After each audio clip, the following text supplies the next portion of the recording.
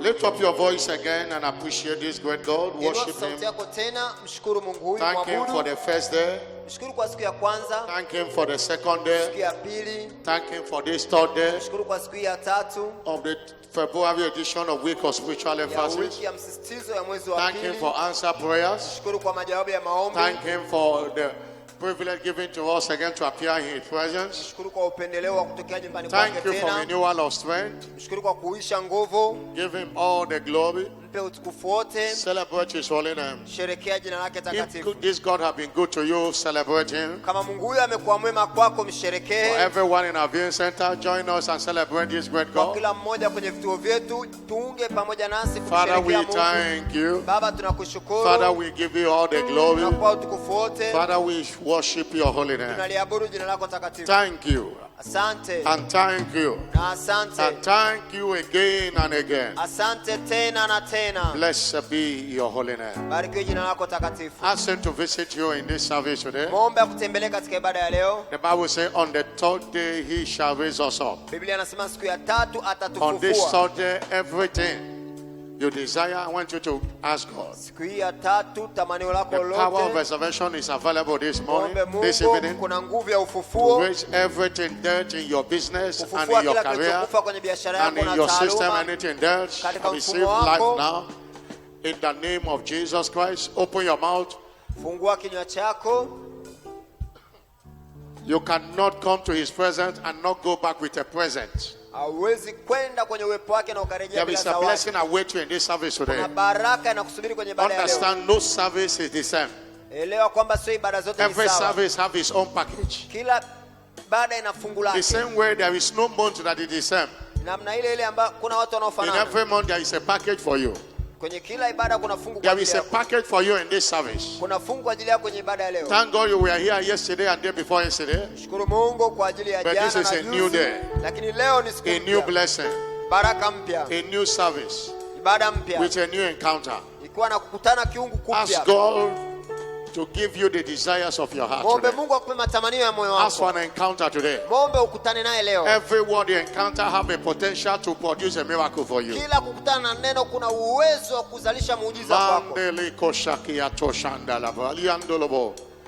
Oh yalika balika toshi andalia bando. Oh brakato kelinda lia katoshi akalava. Elika toshi akaliba liando loboshi akalibande.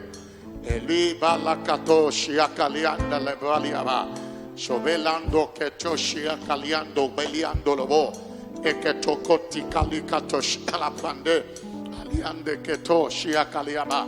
Ashia kaliba lando loboshi abaleba. Eshuke toke lubandeliba diaba. Shikali katoshi aka. Ali katoshi anda la baleba. Thank you, Jesus. Visit us again today. Send your word to your people. And let everyone be blessed. As the word goes forth, let healing take place. As the word goes forth, let that burden be lifted. As your word goes forth, let that yoke be broken. As your word goes forth, Lord, let anyone that needs deliverance be delivered. Jesus, we have come today to receive from you. In the name of Jesus Christ. Send your word with power. And let everyone be blessed. In Jesus' glorious name. Somebody bless, shout a louder amen. You will encounter the word as never before today. And as you encounter the word, it will produce miracle for you. You have been here the first day, the second day, and this last day. Everything God has prepared for you in these 3 days, it shall be delivered to you in the name of Jesus Christ.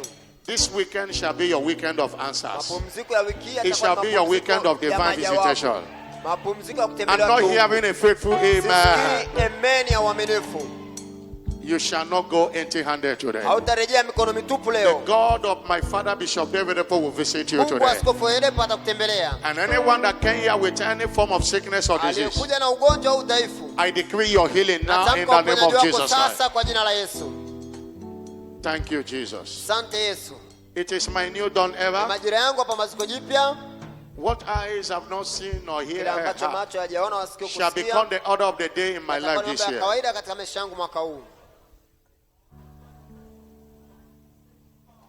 Congratulations. Hongera. Help me welcome your neighbor to the left and to the right. Tell your neighbor you are welcome. Prophesy your neighbor. Mtabirie jirani yako. God will visit you today. today. Mungu atakutembelea leo. Praise God. Bwana asifiwe. Please have your seat. Tafadhali keti.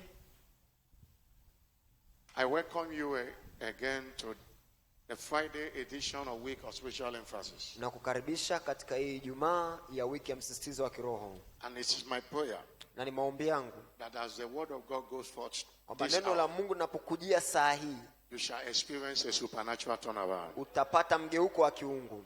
I'm not hearing a louder amen. Sisikii amina kubwa.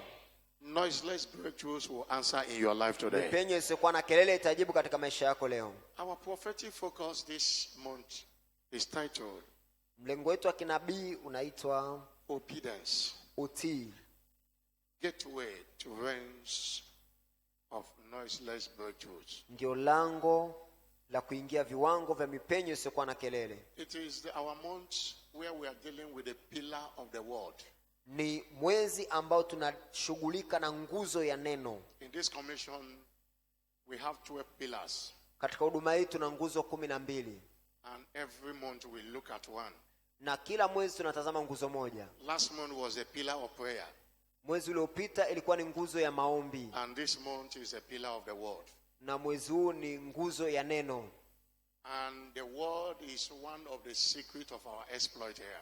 Neno ndio siri ya kupata matendo makuu katika maisha yetu. We have been looking at unveiling the wonders in the word. Tumekuwa tukitazama kufunua maajabu yaliyo katika neno. This is part 1C. Hii ni sehemu ya kwanza che. Understand again. Elewa kwamba as a reminder to every one of us, kama kukumbushana kwa kila mmoja wetu, that the word of God is the master key of life. Neno la Mungu ndio ufunguo mkuu wa maisha. Nothing worse in this kingdom outside of the word. Hakuna kinachotenda katika ufalme huu nje ya neno. Every ordinance in this kingdom, every mystery in this kingdom is founded in the word. Kila siri katika ufalme huu imejengewa msingi wake katika neno. The word of God is a fountain of life. Neno la Mungu ndilo chemchem ya uzima. You cannot do without the word. Hauwezi kutenda pasipo neno. I cannot do without the word. Siwezi kutenda pasipo neno. Embracing the word is embracing God. Kufurahia neno ni kumfurahia Mungu. Because the integrity of God is in the word. Kwa sababu uadilifu wa Mungu uko katika neno. God cannot be separated outside of his word. Mungu hawezi kutengwa na neno lake. In fact, God is the word. Kwa maneno mengine Mungu ni neno lake. The Bible says in John chapter 1 verse 1. Yohana 1:1. That in the beginning was the word. Hapo mwanzo kulikuwa kuna neno. And the word was with God. Na neno alikuwa na Mungu. And the word was God. Na neno alikuwa Mungu. That's why the word is indispensable in our quest for noiseless breakthrough. Ndio maana neno halikwepeki katika jitihada zetu za kupata mpenyo usiokuwa na kelele. Noiseless breakthrough outside of the word. Hakuna mtu anaweza kupata mpenyo pasipo neno. Understand this. Elewa hili. There is no miracle that is authentic unless it is founded in the word. Hakuna muujiza ambao ni halisi isipokuwa umejengwa katika neno. And that's why God's servants say over the years. Ndio maana mtumishi wa Mungu amesema kwa miaka mingi. Every word you encounter, kila neno unalokutana nalo, has a potential to produce a miracle for you. Lina uwezo wa kukuzalishia muujiza kwako. Every word you encounter, kila neno unalokutana nalo, has a potential to produce a miracle for you. Lina uwezo wa kukuzalishia muujiza. Encounter with the word is encounter with God. Kukutana na neno ni kukutana na Mungu. Isaiah chapter 9 verse 8. Isaya 9:8. The Bible says the Lord sent the word unto Jacob. Mungu alituma neno kwa Yakobo. And the word lighted upon Israel. Neno likaiangazia Israeli. It was the word that was sent. Ni neno ndilo lilotumwa. Encounter with the word is encounter with God. Kukutana na neno ni kukutana na Mungu. In Psalm 105, Zaburi ya 105, verse 14 or 16. Mstari wa 14 au 16. The Bible is talking about Joseph. Biblia inazungumza kwa habari ya Yusufu. To deliver Joseph from prison. Limkomboa Yusufu kutoka gerezani. Until the time his word came. Biblia inasema mpaka majira neno lake lipomjia. Until verse 19, until the time his word came. mpaka neno lake lipomjia. Anytime God wants to deliver, what he sent is his word. Kila wakati Mungu anataka kukomboa, anachotuma neno In lake. Psalm 107 verse 20. Zaburi ya 107 mstari wa 20. He sent his word. Hulituma neno lake. And the word healed them. Neno likawaponya. And the word delivered them from everything that want to destroy their life. Likawakomboa kwenye kila kitu kinataka kuharibu maisha yao. Attention to the word is attention to deliverance. Umakini kwa neno ni umakini kwa kupata ukombozi. Ni umakini wa kuwezesha kupata mipenyo isiyokuwa na kelele. Embracing the word is embracing noiseless Kufurahia neno ni kufurahia Mungu. There is nothing life demands that is not obtainable from the word. Hakuna mwanadamu anachokihitaji ambacho kipatikani kwenye neno. No wonder God said to Joshua. Ndio maana Mungu alimwambia Yoshua. In Joshua chapter 1 verse 8. Yoshua 1 mstari wa 8. He said, this book of law. Amemba kitabu hiki cha Torati shall not depart out of thy mouth. Kisiondoke kinywani mwako. But thou shalt meditate therein day and night. Bali uyatafakari maneno yake mchana na usiku.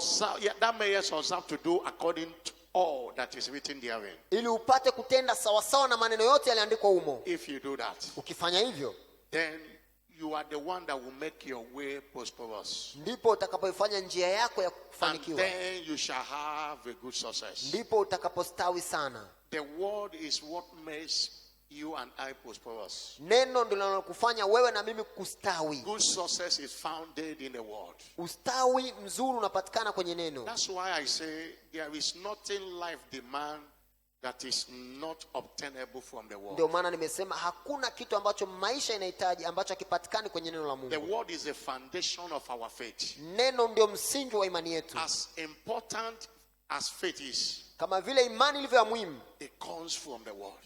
Kwa sababu ya neno. Romans 10 verse 17 says, Warumi 10:17, faith cometh by hearing. Imani huja kwa kusikia. And hearing by the word of God. Na kusikia huja kwa neno la Kristo. It comes by hearing, and the second hearing is understanding. Huja kwa kusikia, na kusikia pili ni kuelewa. Understanding of the word birth faith. Kuelewa neno kuna jenga imani. I'm taking time to explain to you the importance of embracing the word. Nachukua muda kukuelezea umuhimu wa kufurahia neno. The tool of liberation God gave to us here is the word.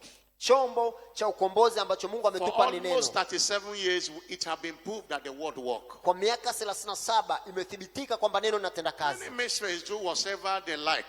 Siri, wengine wanaweza kufanya vyote wanavyotaka. But we have keyed into the word as God delivered to us. Lakini sisi tumelitendea kazi neno kama Mungu alivyotupatia. And there is no kind of miracle we have not seen in this commission. Na hakuna namna ya muujiza ambao hatujawahi kuona katika ibada hii. There is no kind of breakthrough we have not seen in this commission. Hakuna aina ya mpenyo ambao hatujawahi kuona kwenye huduma hii. From the word. Kupitia neno. Somebody shout hallelujah. Sema hallelujah. Somebody shout hallelujah. Sema hallelujah. God's word. Neno la Mungu is a key. Ni ufunguo. To all that has to do with life and godliness. Kwa kila kitu unachohitaji ili kupata utauwa na uzima. In 2 Peter chapter 1 verse 7. Petro wa pili 1:3. The Bible says according to his divine power. Kulingana na uwezo wake wa kiungu. He have given us all things. Ametukirimia vitu vyote. That pertains to life and godliness. Vipatavyo uzima na utauwa. Through the knowledge of him. Kupitia kumjua yeye. That have called us unto glory and virtue. Alituita kwenye utukufu na utauwa. Through the knowledge of him. Kupitia kumjua yeye. Hallelujah. Hallelujah. Somebody shout hallelujah. Sema hallelujah. God's word. Neno la Mungu. It's a divine visa to the word of exploit. Ndiyo njia ya kuingia katika matendo makuu. Noiseless breakthrough. Unataka mipenyo isiyokuwa na kelele. You want to command exploit. Unataka kuamuru matendo makuu. God's word is a divine visa to it. Neno la Mungu ndio njia yenyewe ya kiungu. Thank God for what you know. Namshukuru Mungu kwa kile unachokijua. Until you know the word, you know nothing. Mpaka umelijua neno wewe haujui chochote.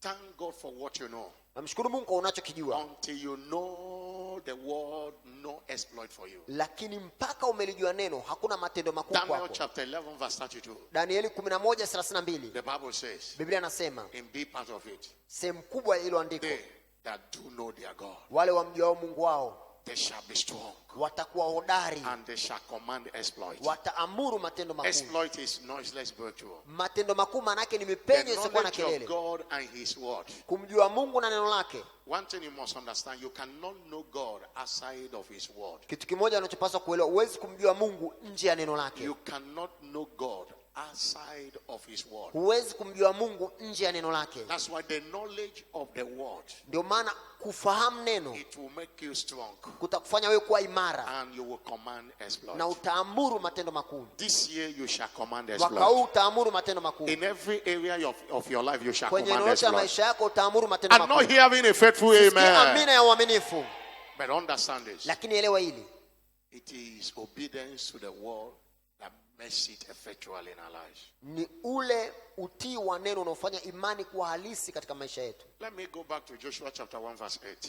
Nirejee kwenye ile Yoshua 1 mstari wa 8. God gave Joshua a specific instruction. Mungu alimpa Yoshua maelekezo maalum. Joshua chapter 1 verse 8. Yoshua 1 mstari wa 8. This book of law, talking about the word of God. Alimwambia kitabu hiki cha Torati akizungumzia neno la Mungu.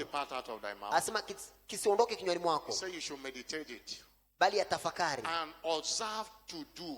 Upate kutenda. That is obedience. Huo ndio utii. You must observe to do according to that is written therein. Lazima upate kutenda sawa sawa na maneno yaliyoandikwa humo. The word of God is not for debate, it's for obedience. Neno la Mungu si kwa ajili ya mashindano, bali ni kwa utii. Does not matter when God says something. Utii wako haujalishi pale ambako Mungu anasema kitu. What God demands from us is obedience. Mungu anachotaka kutoka kwetu ni utii. You can only command. Unaweza ukaamuru. Noiseless breakthroughs. Mipenyo isiyokuwa na kelele. Through your obedience to the instructions of the word. Utii wako kwenye maelekezo ya neno. The wonders in the word will only work for you by your obedience. Maajabu yaliyoko katika neno yatatenda kazi kwako kupitia utii wako. Somebody shout hallelujah. Sema hallelujah. Somebody shout hallelujah. Sema hallelujah. Deuteronomy 28, which is our spiritual text for the month. Kumbukumbu la Torati 28 ambalo ndilo andiko letu la mwezi. It shall come to pass. Itakuwa. That challenge will come to pass and you'll be victorious. Hiyo changamoto itapita na utakuwa mshindi. It shall come to pass that you have your miracle job. Utapata muujiza wako wa kazi. In a particular scenario one day. Katika jambo fulani siku moja. It was a fellowship. Ilikuwa ni ushirika fulani. Said, they asked people there, what is your favorite scripture? Wakawauliza watu, andiko unaolipendelea ni lipi? Many people started quoting one scripture or the other. Watu wengi wakaanza kutamka andiko moja na jingine. One said, it is Philippians 4 verse 19. My God shall supply all my needs. Wengine akasema Wafilipi 4:19, Mungu wangu atanipatia mahitaji yangu yote. And another person said, it is Isaiah 3 verse 10. Mwingine akasema tell the righteous, it shall be well with him. Mwingine akasema ni Isaya 3:8, Isaya 3:10 ya kwamba wenye haki itakuwa heri kwao. Another one said it is Psalm chapter 1 verse 7, whatever he doeth, he shall prosper. Mwingine akasema ni Zaburi 1:3, lolote alifanyalo litafanikiwa. Many people say their favorite scripture. Watu wengi wakasema maandiko yao wanayoyapenda. And one old man rose up. Na mtu mmoja mzee akainuka. I said my favorite scripture is this. Akasema andiko langu linalopendezwa nalo ni hili. It shall come to pass. Itakuwa. That my challenges, it shall come to pass that I will be victorious. Kwamba changamoto zangu zitapita na mimi nitakuwa mshindi. It shall come to pass I will have what I need from God. Itakuwa nitapata kile ambacho I'm prophesying to somebody this morning or this evening. It shall come to pass that you will be in your husband's house. Itakuwa ya kwamba utakuwa. It shall come to pass that you will carry your miracle children. Utabeba mtoto wako wa miujiza. It shall come to pass that miracle job will be delivered to you. Itakuwa utapata kazi hiyo ya muujiza. Somebody shout a bigger hallelujah. Sema amina kubwa. He says it shall come to pass if you will diligently hearken unto the voice of the Lord. Itakuwa utakaposikia sauti ya Bwana Mungu wako kwa bidii. To observe and to do. Kutunza, kufanya. All his commandment which I command thee this day. Maagizo yake yote ni kuagizayo leo. And he said, when you have done that, asema ukishafanya hivyo, the Lord thy God will set you on high above all nations of the earth. Bwana Mungu wako atakutukuza juu ya mataifa yote duniani. And these blessings na baraka hizi zote shall come on thee zitakujilia and overtake thee. Na kukupata. Remember the caution. Kumbuka angalizo. If thou shalt hearken kama utaisikia kwa bidii unto the voice of the Lord thy God. Sauti ya Bwana Mungu wako. Somebody shout hallelujah. Sema hallelujah. Obedience. Utii. Obedience of faith is what it is. Utii wa imani ndicho kinachohitajika. It is not enough to hear it and observe it. Haitoshi tu kusikia na kutazama. What brings the blessings is our obedience to divine instructions. Kinacholeta baraka ni utii kwa maelekezo yetu ya kiungu. Somebody shout hallelujah. Sema hallelujah. It is what validates, obedience is what validates the truth of the scriptures. Utii ndio unafanya kweli ya maandiko kuwa halisi kwetu. Hallelujah. Hallelujah.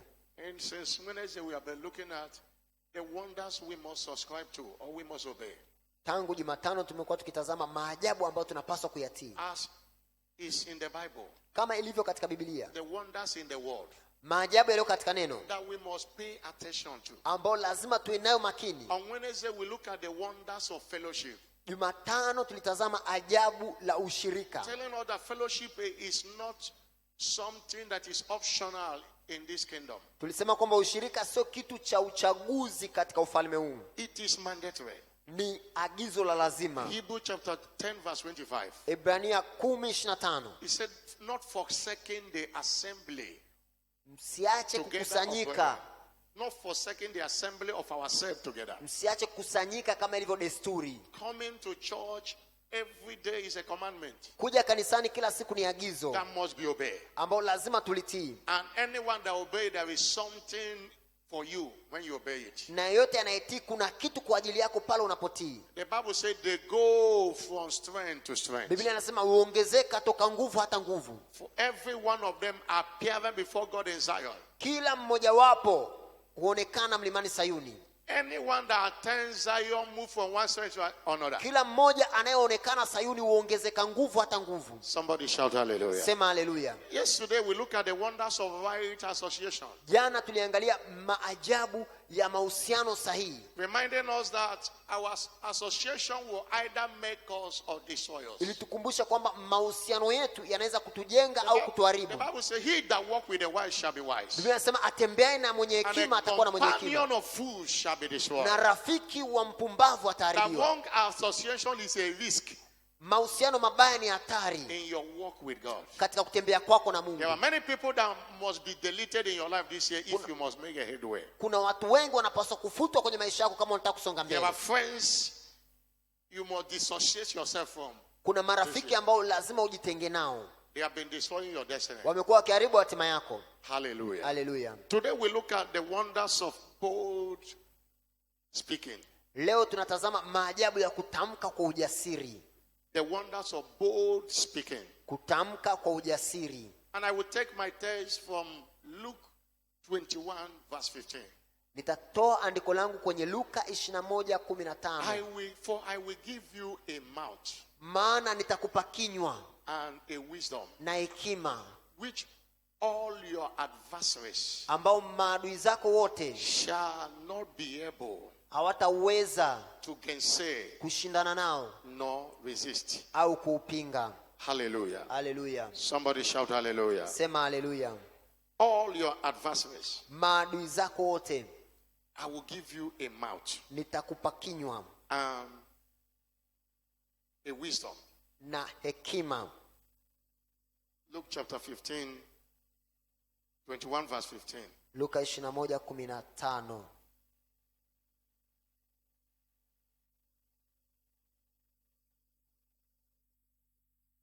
I will give you words. Nitakupa and wisdom. Kinywa na hekima. So that not one of those who are against you ambao watesi wenu wote will be able to get the better of you. Hataweza kushindana nayo. Put you in a wrong. Wala kuipinga. I was looking for this translation. Nilikuwa najaribu kuangalia katika tafsiri. I will give you a word. Nitakupa kinywa. So that no one that is against you. Ili kwamba yeyote ambaye yuko kinyume na wewe. That's the easy to read version of the Bible. Ni rahisi sana kusoma katika hii tafsiri ya Biblia. Understand that we command the supernatural by the word of our mouth. Elewa kwamba tunaamuru uungu kwa kupitia maneno ya kinywa chetu. Mark chapter 16 verse 20. Marko 16:20. The Bible said they went everywhere. Biblia inasema walikwenda kila eneo. They went forth. And they were preaching everywhere. Na wakaenda wakahubiri kila eneo. And the supernatural came back. Na ule uungu kadhirika. And the Lord was working with them. Mungu alikuwa akitenda kazi pamoja nao. Confirming the word. Akilithibitisha neno. God does not confirm until man speaks. Mungu hathibitishi mpaka mwanadamu ameongea. God is handicapped when we don't speak. Mungu anafungwa, anakuwa na nguvu pale tunakuwa In tuongee. other words, the mouth was given to us to speak. Kwa maneno mengine tumepewa kinywa ili And tuongee. as we speak, we command the supernatural. Tunapoongea tunaamuru uungu. Acts of Apostles chapter 14 verse 3. Matendo 14 mstari wa 3. The Bible said they were speaking boldly. Biblia inasema walikuwa wananena kwa ujasiri. Long time, therefore, abode they speaking boldly in the Lord. Walikuwa wakinena kwa ujasiri katika And Bwana. as they were speaking, Na walipokuwa wakishuhudia, God gave testimony unto the word of his grace. Mungu akawajalia ishara na And maajabu. granted signs and wonders to be done by their hands. Na akawajalia ishara na maajabu yatendeke kwa They mikono were yao. not just speaking, they were speaking boldly. Walikuwa tu hawaongei bali walikuwa wananena kwa ujasiri. Please understand that the word we speak is empowered to create its content. Elewa kwamba maneno tunayotamka yana nguvu ya kutengeneza kile The tunachokitamka. word we speak Maneno tunayotamka is empowered to create whatever we say. yanawezeshwa kuzalisha chochote tunachokitamka. You know that the whole world was created by the word. Unajua ulimwengu wote uliumbwa kwa neno. In Genesis chapter 1 from verse 1 to 31. Mwanzo moja mpaka In the 31. beginning, God created the heaven and the earth. Hapo mwanzo Mungu aliumba mbingu na And nchi. the earth was without form and void. Na nchi ilikuwa giza na And darkness utupu. was upon the face of the earth. Giza lilikuwa juu ya uso wa vilindi And vya the maji. Spirit of God moved upon the Na face roho of the ya water. Mungu ikatulia juu ya uso wa maji. And God said, Mungu akasema, from this verse 7 to verse 13, tangu mstari wa 3 mpaka wa 13, you always say God said. Mungu anasema. And whatever God said, Na alichosema Mungu that word God saw. kikawa. Whatever God said, Alichosema Mungu, that word God saw. hilo neno Mungu With our akaona. mouth we can create things. Kwa maneno yetu tunaweza tukaumba With vitu. our mouth we can also destroy Kwa things. maneno yetu tunaweza tukaharibu vitu. Depending on what we are saying. Kutegemeana na kile tunachosema. Somebody shout hallelujah. Sema haleluya. Somebody shout hallelujah. Sema haleluya. You know, in Luke chapter 8 verse 11. Luka 8 mstari wa The Bible 11. said the seed is a word. Biblia inasema mbegu ni neno la Mungu. The word we speak is a seed. Maneno tunayotamka ni mbegu. And one characteristic of a seed is this. Na sifa za mbegu ni hizi. Seed does not die. Mbegu haifi. Seed does not die. Mbegu haifi. It does not matter the weather. Haijalishi hali ya mazingira. In most places where they have a lot of dry season, Mahala pingi ambapo pana ukame, and it looks as if those seeds have died. inaonekana kama hiyo mbegu imekufa. And you see, when any time there is rain, Na wakati wote mvua inaponyesha, you will see the seed coming up again. utaanza kuona ile mbegu inakuwa hai Seed tena. does not die. Mbegu haifi. Anytime you are saying something, you are planting a seed Wakati unaposema kitu unapanda mbegu that must germinate one day. ambayo lazima izalishe Most siku of us moja. are harvesting what we said yesterday. Wengi wetu leo tunavuna kile tulichosema jana. That's why it's so dangerous to be speaking negatively. Ndio maana ni hatari sana kuzungumza hasi au If you kinyume. speak negative word, you will experience it. Ukizungumza maneno hasi If you utayapata. speak positive word, you will experience it. Ukizungumza maneno chanya utayapata. There is power in the spoken word. Kuna nguvu katika neno linalotamkwa. The Bible says in Mark chapter 11, Biblia inasema katika Marko 11 verse 23. mstari wa 23. If you read that scripture very well, Ukisoma andiko hilo vizuri, if you read it, what happened? nini kimetokea pale? We are meant to speak. Tumekusudiwa kutamka. Let's read from verse 6. Tusome kwanza mstari wa 6. Mark chapter 11. Marko 11. Let me show you something from that scripture. Nikuambie kitu nikuonyeshe kitu kupitia We ile are not andiko. seeing most miracles in our life because we are not saying anything. Hatuoni maajabu mingi au miujiza mingi kwa sababu hatuongei chochote. Hallelujah. Haleluya. Let's see from verse 12. Tuanze mstari wa 12. And on the morrow, Hata asubuhi when they were come unto Bethany, walipotoka Betania, he was hungry. aliona njaa. And seeing a fig tree Akaona mti afar off, mbali having leaves, wenye majani, he came happily akaenda ili that he aone might find anything thereon. kama atapata kitu juu yake. But when he came to it, he found nothing but leaves. Alipoufikiria kupata kitu ila majani, But the time of feast was not yet. maana si wakati wa tini. Let me explain. Naomba nielezee. It's a story we know very well. Hii ni habari tunayojua sana. That Jesus was hungry as he was going to Bethany. Yesu alikuwa na njaa alipokuwa He anakwenda saw Bethania. a fig tree, Akaona mtini, was looking for a fruit there. alikuwa anatafuta chakula He pale. didn't find anyone. Hakupata chakula But chochote. one thing you must understand, Kitu kimoja unapaswa kuelewa. a fig tree is a seasonal tree. Mtini ni mti wa majira fulani. It does not bear fruit every time. Hauzai matunda wakati wote. Let me give an example of mango tree. Nikupe mfano wa mti wa maembe. There are times you go to mango tree, you will not find fruit on it. Kuna wakati unakwenda kwenye mti wa mwembe hautokuta matunda. Because it is not the season. Kwa sababu huo sio msimu wake. Somebody shout hallelujah. Sema hallelujah. That was the situation of that fig tree. Hiyo ndio ilikuwa hali iliyotokea katika huo mtini. It was not the time for the fig tree to have fruit. Ulikuwa sio majira au msimu wake wa mtini kutoa matunda. Somebody might ask, kuna mtu anaweza kuuliza, what happened that Jesus caused the fig tree? Sasa kwa nini Yesu aliulaani huu mtini? Somebody shout hallelujah. Sema hallelujah. Verse 14. Mstari wa 14. Understand this. Elewa hili. Jesus answered. Yesu akajibu. Answer is a response to something.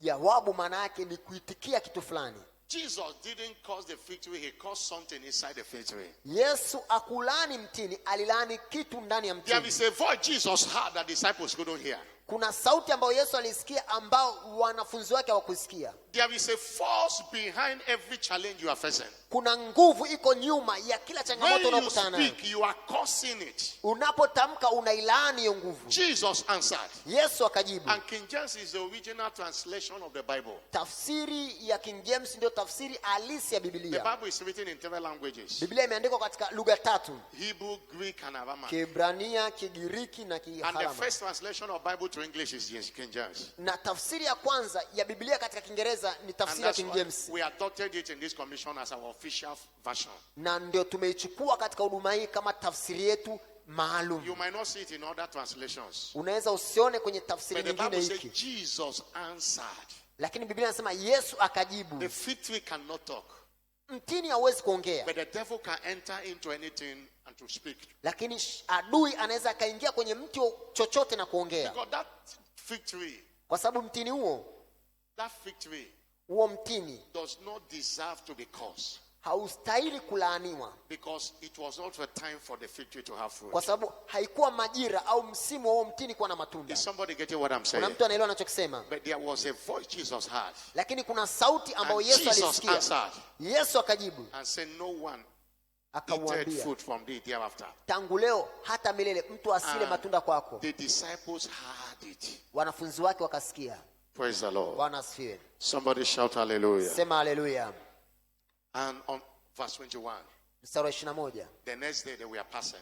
Siku iliyofuata walikuwa wanapita. And Peter, na Petro, calling in the remember, say unto master, akakumbuka habari yake. Behold, the fig tree which that curse said is withered away. Akamwambia, Rabi, tazama mtini ule ulaani umenyauka. He caused it, and the next day aliulaani, na siku iliyofuata it happened the way he caused it. Ukatokea kama alivyolaani. And Jesus answered and said unto them, Yesu akajibu akawaambia, have God kind of faith. Mwaminini Mungu. That is the speaking faith. Hiyo ni imani inaonena. It's a faith that's declare what he wants. Ni imani inayotamka kile unachokitaka. But he said verse 23. Mstari 23. Verily, verily I say unto you, amin nawaambieni, that whosoever shall say unto this mountain, yeyote atakayewaambia mlima huu. Why you have been seeing that mountain in your life? Because you are not saying anything. Umekuwa ukiona mlima kwenye maisha yako kwa sababu umekuwa usemi chochote. Here does not connote a physical something.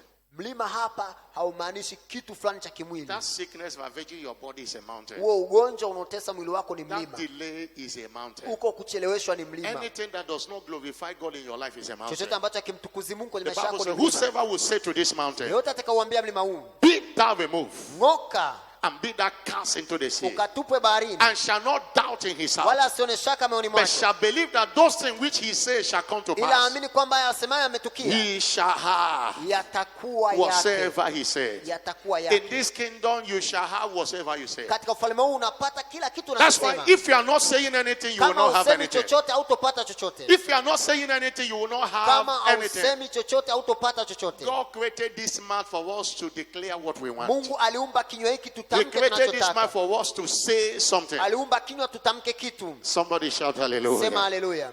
Somebody shout hallelujah. Sema hallelujah. Understand this. Elewa hili. That the bolder we speak, kadiri ya ujasiri tunavyoongea, the greater command we gain over opposing forces. Ndivyo tunavyopata mamlaka dhidi ya nguvu zinazopinga. The bolder we speak, kwa ujasiri tunavyoongea, the greater command we gain over opposing forces. Ndivyo tunapata uwezo mkubwa wa kuamuru dhidi ya nguvu zinazopinga. Why they are it looks as if they are defeating you is because you are not saying a lot. You are not saying anything. Inaonekana kama vile wanakushinda ni kwa sababu hautamki chochote. Psalm 18 verse 44 and 45. Zaburi 84.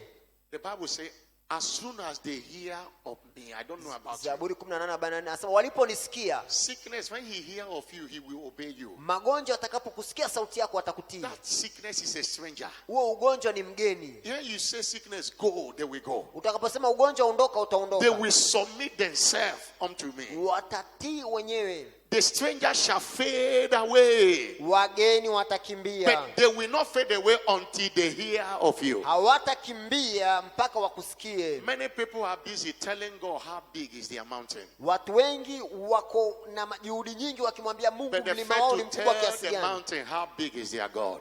Badala ya kuambia mlima Mungu wao ni mkubwa kiasi gani. It is time to tell the mountain how big is your God. Ni wakati wa kuambia mlima namna Mungu wako alivyokuwa mkubwa. It's time to look at that stranger in your body and say enough is enough. Ni wakati wa kuangalia huo mgeni katika mwili wako na kuambia yatosha. Somebody shout a big hallelujah. Sema hallelujah kubwa. All the powers of hell, nguvu zote za kuzimu, cannot withstand the power of our tongue. haziwezi kushindana na nguvu iliyoko katika ulimi All wetu. the powers of hell. Nguvu zote za kuzimu. Say, I will give you a mouth and a wisdom, asante kupa kinywa na hekima, which no one that is against you can able to say or resist. ambaye hakuna yote ambaye yuko kinyume nawe anaweza kuupinga au kushindana nao. Matthew chapter 17 verse 20. Mathayo 17:20. Matthew 17 verse 20. Mathayo 17:20. So related with Mark 11:23. Inahusiana na Marko 11:23. Jesus said unto them, because of unbelief, I say unto you, if you have faith and a grain of mustard seed, you shall say unto this mountain. Yesu aliwaambia ni kwa sababu kutokuamini kwenu. Mkiwa na imani kiasi cha chembe cha Yordani, mnaweza kuambia mlima huu, remove hence to younger place, uondoke toka hapa ukatupe kule, and it shall remove, nao utaondoka, and nothing shall be impossible. na hakuna jambo litakaloshindikana kwenu. Nothing shall be impossible. Na hakuna jambo litakaloshindikana A kwenu. closed mountain is a closed destiny. Mdomo uliofungwa ni hatima iliyofungwa. In this kingdom, a closed mouth is a closed destiny. Katika ufalme huu mdomo uliofungwa ni hatima You iliyofungwa. cannot be defeated except with a closed mouth. Hauwezi kushindwa labda wewe umefunga kinywa chako. Look at the story of Jesus. Tazama habari ya Yesu. In Isaiah 53 verse 7 and 8. Isaya 53:7-8. Isaiah 53 verse 7 and 8. Isaya 53 mstari wa 7 na wa 8. He was oppressed. Alionewa, He was afflicted. aliteswa, Yet lakini he opened not his mouth. hakufungua kinywa chake. He was brought as a lamb to the slaughter, Alitembea kama kondoo apelekwa as a sheep machinjoni, before the shearer is dumb. kama vile kondoo anyamazavyo He mbele, opened up his mouth. hakufunua kinywa chake. Verse 8. Mstari wa 8. Hallelujah. Haleluya. Let me stop at verse 7. Labda nishie mstari He wa 7. opened not his mouth. Hakufunua kinywa chake. The time they came to arrest Jesus, he opened a mouth. Wakati walipokuja kumkamata Yesu That alifungua was kinywa Jesus chake. in prophecy. Hapo ni Yesu katika unabii. Hallelujah. There's no how they could have killed Jesus if it was not proposed that he would come and die. Hakuna namna wangeweza kumua Yesu kama haikuandikwa au haikuandaliwa kwamba atauawa. But look at John chapter 18 verse 4 says, Yohana 18, he just tazama. opened his mouth, all of them fell down. Alipofungua kinywa chake tu kwenye Yohana 18, When wote Jesus had wakadondoka. spoken these words, Yesu alipoongea maneno haya, he went, no, John chapter 18, I'm reading verse 4 and 6. Yohana 4 to 6. 18:4 Jesus. mpaka 6. Knowing Jesus, therefore knowing all things that should come upon him, Basi went Yesu, forth and say unto them, hali akijua yatakaompata, seek ye. akatokea akawaambia, mnamtafuta nani? And they answered, Wakamjibu, Jesus of Nazareth. Yesu wa And Nazareti. Jesus said unto them, Yesu akawaambia, I am he. ni mimi. And Judas also, which betrayed Yuda him, stood naye with them. aliyemsaliti. And verse 6. Mstari wa 6. As soon as he had said unto them, Basi alipowaambia, I am he, ni mimi, they went backward and fell to the ground. walirudi nyuma wakaanguka They chini. couldn't stand his word. Hawakuweza kusimama kuhimili maneno yake. Praise the Lord. Bwana asifiwe. To be afflicted and you closing your mouth is to be defeated. Unapoteswa alafu ukafunga kinywa chako, hapo unakuwa They umeshindwa. couldn't stand it when you say, I am he. Hawakuweza kusimama pale aliposema mimi ndiye. A closed mouth is a closed destiny. Kinywa kilichofungwa ni hatima iliyofungwa. Proverbs chapter 18 verse 21 says, Mithali 18:21 Biblia inasema, death and life, mauti na uzima, death and life, mauti na uzima are in the power of the tongue. viko katika uweza wa ulimi. And they that love it shall eat the fruit thereof. Nao waupendao watakula matunda There is yake. a fruit in speaking boldly. Kuna matunda katika kutamka kwa ushujaa. You can create whatever you want. Unaweza kuumba chochote unachotaka kuumba. Somebody shout hallelujah. Sema haleluya. What happens when you speak boldly? Kinatokea nini unaposema kwa ushujaa au kwa ujasiri? 5 things happen when you speak boldly. Vitu vitano vinatokea unaponena kwa ujasiri. Remember, we are looking at the wonders of bold speaking. Kumbuka tunaangalia maajabu ya kutamka kwa ujasiri. What happens when you speak boldly? Nini kinatokea unapotamka kwa Number ujasiri? 1. Cha kwanza, Oppositions are silenced. upinzani unanyamazishwa. You can frustrate your enemy via your bold declaration. Unaweza kuwachanganya maadui zako kupitia kutamka kwako kwa ujasiri. Understand, we are in the war of words. Elewa kwamba tuko katika ulimwengu wa maneno. You can win the battle by the words you speak. Unaweza kushinda vita kwa maneno unayotamka. Look at strategy God's servant used to silence witches and wizards in altar. Mbona ambavyo mtumishi wa Mungu amekuwa akitumia kinywa chake kunyamazisha wachawi na in the washirikina. secret, in the open. Mahala pasiri na mahala pa God's wazi. servant will be declaring. Anakuwa Will akitamka. be declaring. Akitamka. Any witch that fly here, you are dead. Kila mchawi anayepaa hapa amekufa. Here is a no-go area. Hapa ni eneo ambalo hapiti mtu. And they are hearing it. Na wanasikia. They know that this is a danger zone. Wanajua hapa ni mahala pa And if hatari. God's servant kept quiet, Na kama mtumishi wa Mungu angenyamaza, they will be using that place as their meeting place. wangekuwa wanatumia eneo hilo kama eneo lao la He kukutana. drove all of them out by bold declaration. Aliwaondoa wote nje kwa matamshi yake ya ujasiri. Many, you have heard him say this. He said, you fly here, you are dead. Umemsikia akisema ukipaa hapa we mchawi unakufa. Somebody shout hallelujah. Sema hallelujah. You can silence your opposition by through bold declaration. Unaweza kunyamazisha upinzani wako kwa matamshi ya ujasiri. Somebody shout hallelujah. Sema hallelujah. Number 2. Namba 2. When you speak, you are justified. Unapotamka unahesabiwa haki. Isaiah 47 verse 26. Isaya 43 mstari When wa you speak 26. boldly, you are justified. Unapotamka kwa ujasiri Isaiah 43 unahesabiwa verse haki. 26. Isaya 43 Put me in mstari wa remembrance. unikumbushe. Let us play together.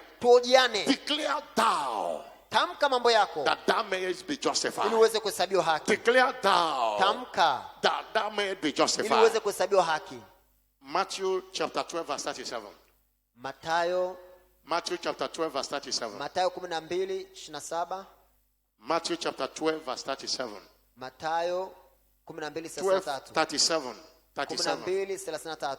The Bible says, by thy words Asa kwa maneno yako thou shalt be justified, utahesabiwa haki, and by thy voice na kwa maneno yako thou shalt be condemned. utahukumiwa. Mathayo 12:37. Anytime you speak, you are justified. Kila wakati unapotamka unahesabiwa haki. Somebody shout hallelujah. Sema haleluya. What happened when you speak boldly? Number Nini 3. kinatokea unapotamka kwa ujasiri? When you speak boldly, Unapotamka kwa ujasiri, angels go to work. malaika wanaingia kazini. Angels go to work. Malaika wanaingia kazini. Psalm 103 verse 20. Zaburi ya 103 mstari wa Angels are 20. waiting to do what you command. Malaika wanasubiri kutenda kile He unachoamuru. said, bless the Lord, ye his angels that excel his sight, Anasema barikiwe Bwana enyi malaika, that do his commandment, hearken unto the voice of his word. ninyi mlio hodari mlitendao neno lake, mkisikiliza sauti ya neno lake. Anytime you say it, Wakati wote unapotamka, angel will pick it malaika wanachukua and God will fix it. na Mungu anatenda. When you say it, Ukisema, angel will pick it malaika wanachukua and God will fix it. na Mungu anatembelea. Angels are everywhere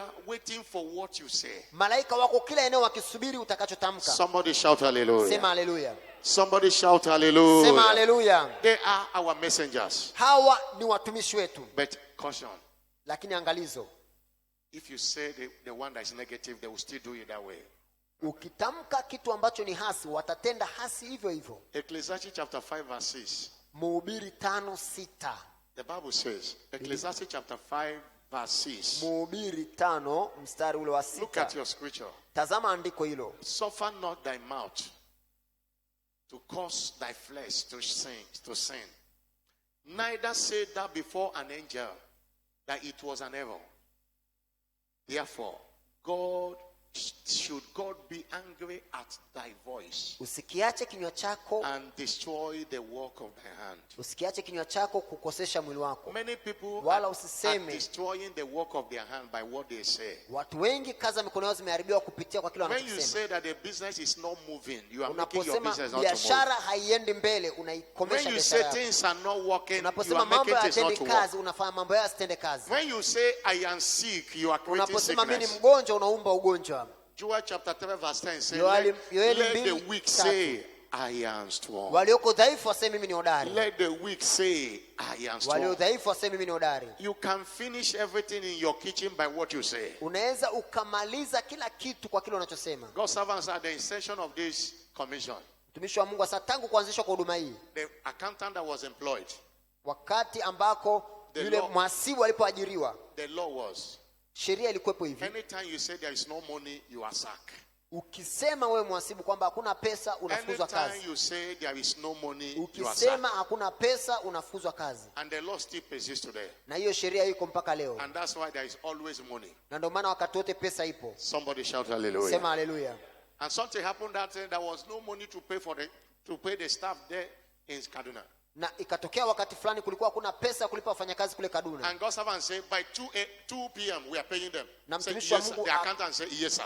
Na mtumishi wa Mungu akasema saa 8 mchana walipe, na ule mhasibu There akasema was ndiyo no money bwana. even to pay one person. Kulikuwa hakuna pesa hata ya kumlipa mtu mmoja. Because he has said it and believe what he said. Kwa sababu alisema na akaamini alichokisema. Close to that time, Karibu kufikia saa 8, somebody that was traveling to Lagos mtu alikuwa anasafiri kwenda Lagos. said that God touched him he have to follow Kaduna, and there is not a road. Have to locate where Kaduna was. Akasema Where Mungu Kaduna is. akasema Mungu alimgusa aende Kaduna, na Kaduna ilikuwa mbali, ilibidi And he abadilishe njia said aende Kaduna. God told him to come and drop a seed for the commission. Anasema Mungu alimgusa aje apande mbegu kwenye huduma. And it was exact money to pay the salary. Na ilikuwa ni pesa ya kutosha kulipa wafanyakazi. And the God servants, the thing came few minutes to 2, as we have said. Na ile pesa ikaja dakika chache kabla hajafika saa 8. Never know the person. Yeye hamjui hata huyo mtu. But immediately he cried, we are paying them by 2. Lakini alipotamka kwamba tunawalipa saa 8, Angels speak it. malaika wakapokea. And God made it happen. Na Mungu akafanya litokee. Somebody shout hallelujah. Sema haleluya. Please don't say to an angel, angels does not know what is joke and comedy. Tafadhali usitamke kwa malaika kama utani, kwa sababu malaika hawajui nini ni utani. As you said it, they will act. Unaposema tu wanatendea kazi. Somebody shout hallelujah. Sema haleluya. Number 4. Namba 4. What happens when you speak boldly? Nini kinatokea unapotamka kwa When you ujasiri? speak boldly, Unapotamka kwa ujasiri, God confirms what you say with testimonies. Mungu anathibitisha unachosema kupitia shuhuda. Isaiah 44 verse 26. Isaya The Bible 44:26. says he confirmed the word of his servant Anayathibitisha maneno ya mtumishi and wake performed the counsel of his na messengers. kutimiliza shauri la mjumbe wake. If you don't say anything, there is nothing to confirm. Kama hausemi chochote, hakuna cha Why do kuthibitisha. we come to church? We start declaring things because we want it to confirm it. Kwa nini tunakuja kanisani afu tunatamka mambo? Kwa sababu And it tunataka yeye has been athibitishe. confirming it in the life of people. Na amekuwa akithibitisha katika maisha ya watu. Our responsibility is to say, Wajibu wetu ni kusema, and God's responsibility is to na confirm. wajibu wa Mungu ni kuthibitisha. God will not say and still confirm. Mungu hawezi kusema alafu athibitishe yeye. Do your own. Tenda nafasi yako. Declare what you want. Tamka unachotaka. Most time the devil will ask you, Wakati mwingi shetani atakuuliza, what if you said it does not happen? itakuwaje ukisema na alitatokea? And whisper to the devil also, what if I say it and it happened? Na wewe mnongoneze shetani, je, nikisema likatokea itakuwaje? What if I said it happened? Je, nikisema ikatokea My own itakuwaje? responsibility is to say it. Wajibu wangu mimi ni kusema, I am not the one that will make it happen. mimi siye nitakayetenda. If God makes it happen, he takes the glory. Mungu akifanya litokee If he atachukua didn't make it utukufu. happen, it will not reduce him. Kama halitatokea And he halitampunguza Mungu. knows that he will take the glory. That's why he will make it happen. Lakini anajua atachukua utukufu, ndio maana atalitenda. Somebody shout hallelujah. Sema haleluya. Somebody shout Sema hallelujah. haleluya. I'm not hearing a bigger Hii hallelujah. haleluya kubwa.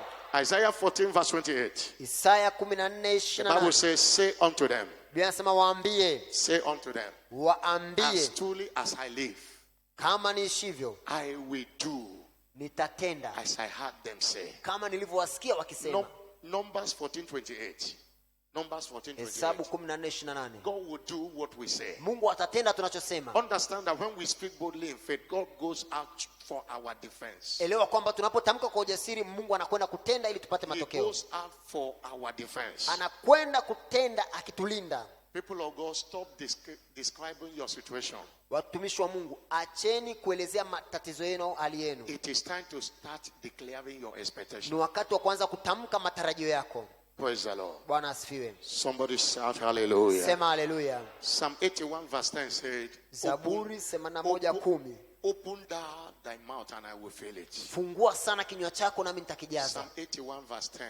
Zaburi 81:10. And he said, my people will not hear. Asa, lakini watu wangu watasikia. Hallelujah. Hallelujah.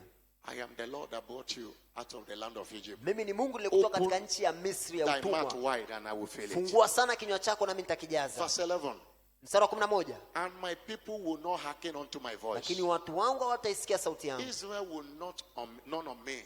Israeli. So I give them unto their own heart. Sasa nimewapa sawa sana matunda ya mioyo yao. And they walk in their own counsel. Na wametembea katika shauri lao wenyewe. Oh, that my people have hearkened unto my voice. Kama watu angesikia sauti yangu. And hearken unto me, and Israel have walked in my ways. Na kama Israeli angetembea katika njia yangu, I would soon have subdued their enemies. Ningetiisha maadui zao. And turn my hand against their adversaries. Na mkono wangu ungekuwa kinyume na maadui zao. When you speak, God confirm it. Unapoongea, Mungu anathibitisha. And finally, na mwisho, what happens when you speak? Nini kinatokea unapotamka? When you speak boldly, unapotamka kwa ujasiri, you are free from fear. Unawekwa huru mbali na hofu. Anyone that does not speak is fearful. Yoyote ambaye hatamki ana hofu. And the devil is a talkative. Na shetani ni muongeaji. He wants you to hear him. Anataka wewe umsikie yeye. And as you are hearing him, he is imparting fear in you. Unapomsikiliza yeye anakupandia hofu ndani yako. But when you speak boldly, that is speaking in faith. Lakini unapotamka kwa ujasiri, hapo unatamka kwa imani. It drives out fear from you. Inaondoa hofu toka kwako. David defeated Goliath through bold speaking. Daudi alimshinda Goliati kupitia matamko ya ujasiri. In 1 Samuel chapter 17 verse 37. Samueli wa kwanza 17:37. He was free from fear. Aliwekwa huru mbali na hofu. David said, moreover, Daudi akasema hata hivyo, the Lord that delivered me out of the palm of the lion, Mungu alioniokoa na makucha ya simba, and out of the palm of the bear, na makucha ya he would deliver me out of the hand of this Philistine. Ataniokoa katika mikono ya Mfilisti. And he didn't stop there. Na kuishia hapo. Hallelujah. In verse 45. Mstari wa 45. Face to face with Goliath. Akiwa anatazamana uso na uso na Goliath. The first thing the devil does in a battle is to say something for you to hear. Cha kwanza shetani anachofanya kwenye vita, anakutamkia kitu ili wewe usikie. David answered Goliath with the word of his mouth. Daudi alimjibu Goliath kwa maneno ya kinywa chake. If you look at verse 44. Ukitazama mstari ule wa 44 sasa. Verse 44. Mstari wa 44. The Philistines say unto David, Mfilisti akamwambia Daudi, come unto me. Njoo huku kwangu. I will give thy flesh unto the fowls of the air. Nyama yako nitawapa ndege wa angani. And to the beasts of the air. Na wanyama wa mwituni. Without David replied, David could have run away. Pasipo Daudi kujibu, Daudi angeweza kukimbia. David answered immediately. Akitarajia jawabu hapo hapo. That comes to me with a sword. Wewe unanijia kwa upanga. And with a spear. Na fumo. But with a shield. Na mkuki. But I come to thee in the name of God of hosts. Bali mimi nakujia kwa jina la the Bwana God of the armies of Israel, whom thou hast defied. Israeli ambao umewatukana. And verse 46. Mstari wa 46. David said, this day Daudi akasema siku ya leo will the Lord deliver thee into my hand. Bwana atakuua mkononi mwangu. I will smite thee. Nami nitakupiga. And take thy head na from thee. kuondolea kichwa chako. And I will give thy carcasses to the host of the Philistines this day. ndege wa angani na wanyama mzoga wako. As David said it, God confirmed it. Kama Daudi alivyotamka, Mungu akathibitisha. It is more than using a sling and a stone.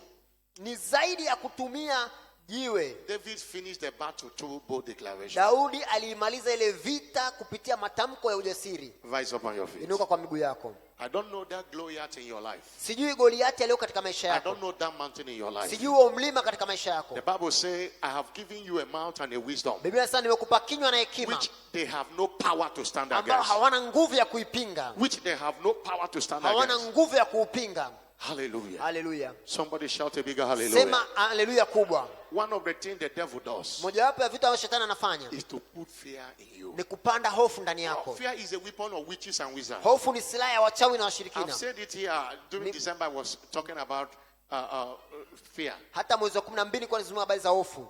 In the night. Usiku. They want to attack you in the night. Wataka kunishambulia usiku. The first of all, start touching the zinc. And you see noise and silly man, and you'll be afraid. Wakitaka kushambulia usiku wanaanza kugusa na ni vitu unasikia makelele unaanza kuogopa. You'll be afraid. Unaanza kuogopa. It looks as if something is even coming inside and there was nothing. Inaonekana kama kuna kitu kinataka kiingie ndani ya nyumba. And when they put fear in you, wanapopanda hofu ndani yako, it becomes easy for them. Inakuwa rahisi kwao. But when you see such noise, lakini unaposikia kelele kwenye bati au nini unaposikia na ukatamka, any devil that comes here today, you are dead. Ukisema shetani yote anakuja hapa umekufa, hapo unamharibu. They will run away and say this is no go area. Watakimbia, watasema hili ni eneo ambalo tupasi kuwepo. Somebody shout hallelujah. Sema hallelujah. Somebody shout hallelujah. Sema hallelujah. They have the weapon of fear.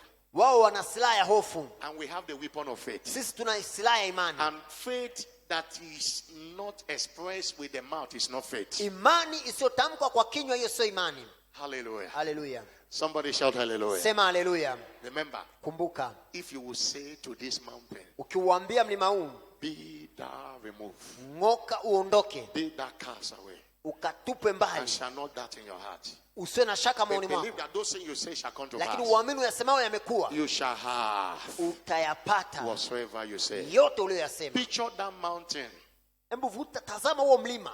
Please understand this. Tafadhali elewa hili. There is a time to pray. Kuna wakati wa kuomba. There is a time to stand by the authority of Jesus and make bold declarations. Kuna wakati wa kusimama kwa mamlaka ya Yesu na kutamka matamshi ya ujasiri. You are not saying God come and do it. Hausemi Mungu njoo ufanye. There is authority given to you.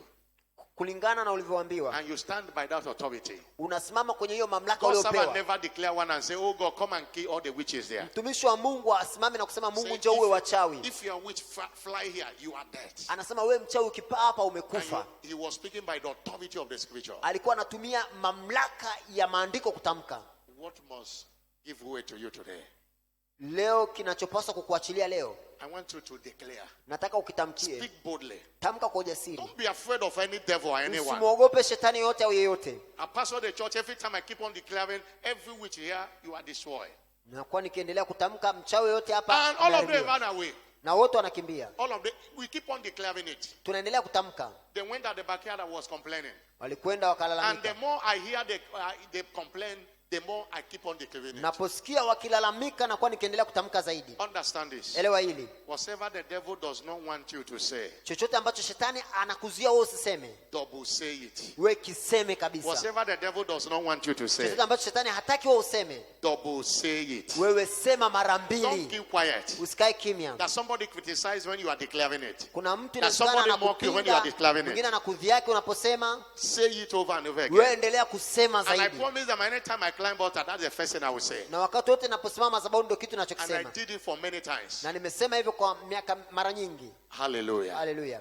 Until every one of them was subdued. Mpaka kila mmoja wao alipotishwa. I give you time now in the next 5 minutes. Nakupa muda kwa dakika 5. Anything that is not needed in your life. Chochote ambacho kihitajika katika maisha yako. If it is sickness, call it by his name. Kama ni ugonjwa utamke kwa jina lake. And it will clear off. Na utaondoka. It is marital delay, call it by his name. Kama ni kuchelewa katika ndoa, tamka kwa jina, itaondoka. If it's stagnation, call it by name. Kama ni kudumaa, tamka kwa neno, itaondoka. Open your mouth and begin to make declarations.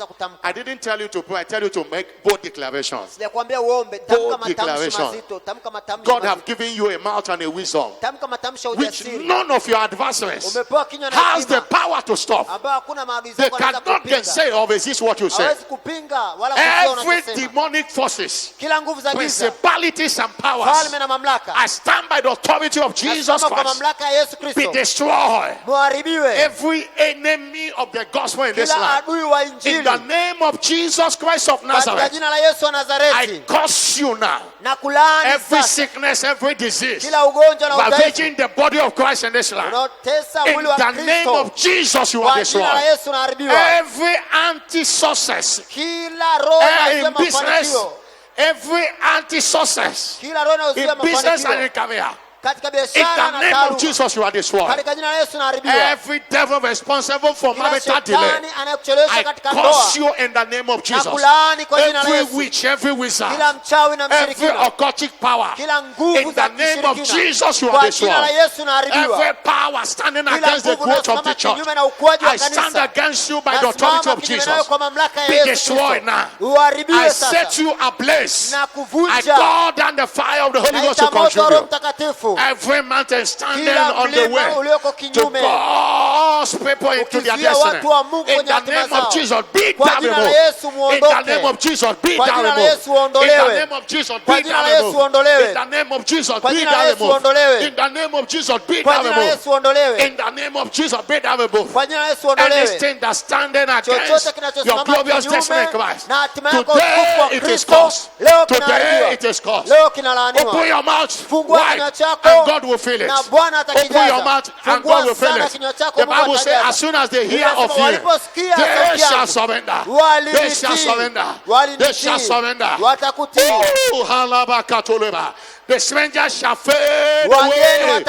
Oh, cause that sickness. Cause that sickness. Anything you cause is caused.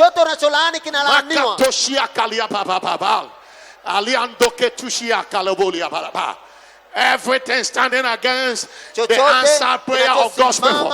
Anything standing against the harvest of answers of the just concluded 21 days fasting and prayer. Lose the answers now.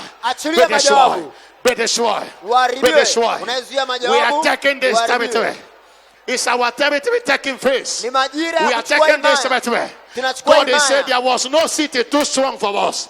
The Lord our God delivered all to us. God will deliver Dar es Salaam and environs to us. Every street, every inhabitant of this city shall be delivered to us. In this operation, take territory. Lord, I declare anyone in our cars, anyone in our list shall be harvested. Shall be harvested and planted here. No devil will stop us from taking this territory. We dispossess every principality and power. Lose your grip over them. Anyone holding people captive in this land, we dispossess you of your power. We dispossess you of your power. Is somebody making a bold declaration? Is somebody making a bold declaration?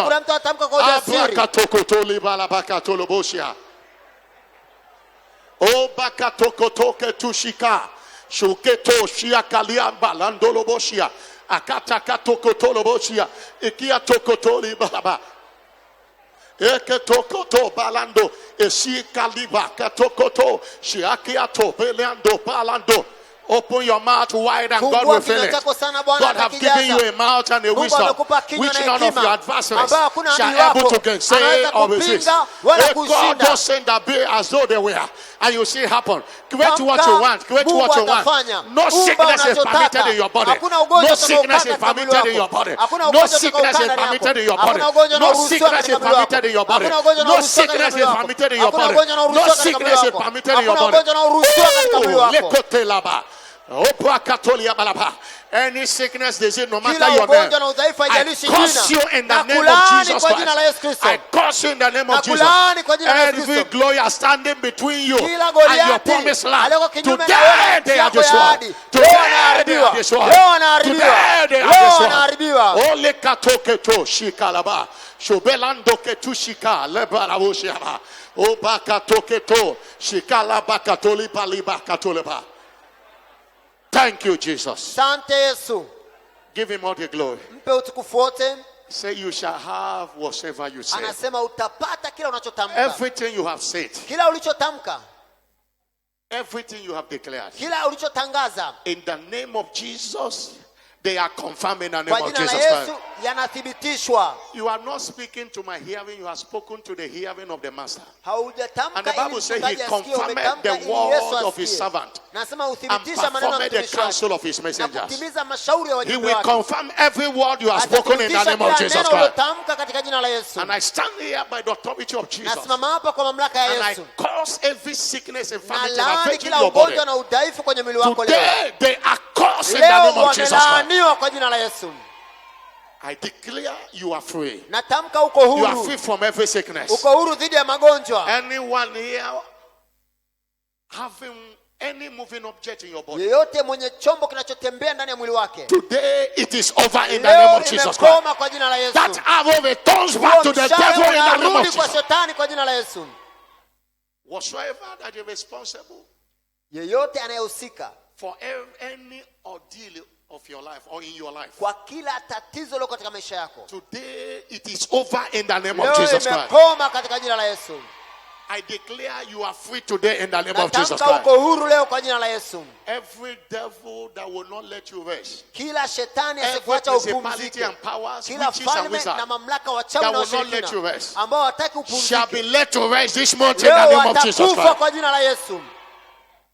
Everyone that said he or she will not be alive, yote alisema hatakuwa hai kukuona, as they have said it, so shall it be for them. Kama walivyosema na wafe. Let their days be few and let another take their office. In the name of Jesus Christ. This year, I decree commotion of marriages in this church. Every eligible single in this assembly, as God's servant have prophesied, and I stand on the shoes of my father Bishop David, I decree in this assembly commotion of marriages. We shall be having 5 weddings together, 6 weddings together this year in the name of Jesus Christ. Somebody that believes it, shout it louder. Wave those hands together and give him all the glory.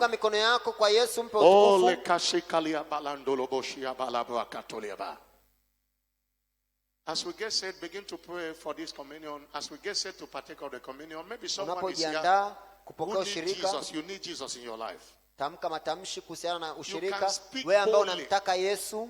You can speak boldly, but if Jesus is not in your life, it will be impossible for you to be confirmed. Unaweza ukatamka kwa ujasiri, lakini kama Yesu hayuko ndani yako hauwezi kuthibitisha ulichotamka. You can receive Jesus now. Unataka kumpokea Yesu, unaweza kumpokea Yesu sasa. And when you speak, the devil will bow. Na utakapotamka baada ya kumpokea Yesu, mapepo yatakutii. Somebody shout hallelujah. Sema hallelujah. You want to give your life to Christ? Unataka kumpa Yesu maisha yako, inua mkono wako juu tafadhali. Let me pray for you. Unataka kumpokea Yesu, inua mkono wako juu. Au uliokoka ukarudi nyuma, unataka kutengeneza uhusiano wako na Yesu. And every other person stretch forth your hands towards the communion. Watu wengine wote tuelekeze mkono kwenye ushirika mtakatifu. This Jesus was bold from the beginning to end. Even at age 12 he was bold. Yesu alikuwa jasiri tangu mwanzo mpaka mwisho. Hata akiwa na miaka 12 alikuwa jasiri. And he commanded signs and wonders by boldness. Na aliamuru ishara na maajabu kwa ujasiri. And the Bible says God have not given you the spirit of fear. Basi Mungu hajakupa roho ya hofu. This communion is destroying the spirit of fear. Ushirika huu unaharibu roho ya hofu. Whatever that makes you to be afraid of speaking boldly in the Lord. Chochote kinachokufanya wewe uogope kutamka kwa ujasiri kwa Bwana kinaondolewa leo. Take what belongs to you. Pokea ambacho ni cha kwako. Anything you declare, you will clear. Unachotamka utakiona. Until you declare it, you cannot clear it. Mpaka utamke ndio utakiondoa. Anything you declare, you clear. Ukitamka unakiondoa. Whatever that must not follow you to this service, declare it. As I partake of this communion, chochote this and this and this and this what I kwenye ibada ya leo, don't joke with what you say. Unaposhiriki ushirika kitakuachilia. Oh lekashakalia bandoloboshia balandolobo. Father, let this communion destroy every spirit of fear, every spirit of timidity. Father, whatever that makes your people to be afraid, is speaking boldly in the Lord. By this communion, it is destroyed. By this communion, let there be healing. Let there be deliverance. It is blessed. In Jesus' glorious name. Amen. Amen. Choir, karibu. At the mention of your name, every knee must bow. At the mention of your name, every tongue confess. At the mention of your name, every knee must bow. At the mention of your name, every tongue confess. At the